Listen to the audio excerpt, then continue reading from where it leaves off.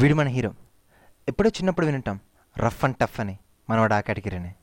వీడు ఒకసారి ఏమన్నాడు తెలుసా? పోనీ ఒకటి చెప్పరా, లైఫ్ అన్నాక రిస్క్ లేకపోతే కిక్ ఏముంటుంది? కిక్కు కావాలంటే రిస్క్ మ్యాండేటరీ.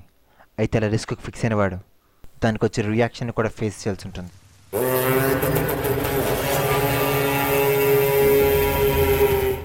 హీరో అని అనిపించుకునే వాడికి హీరోయిజం ఉంటుందో లేదో తెలియదు, కానీ హీరోయిజం ఉన్నవాడు మాత్రం ఖచ్చితంగా హీరో అవుతాడు.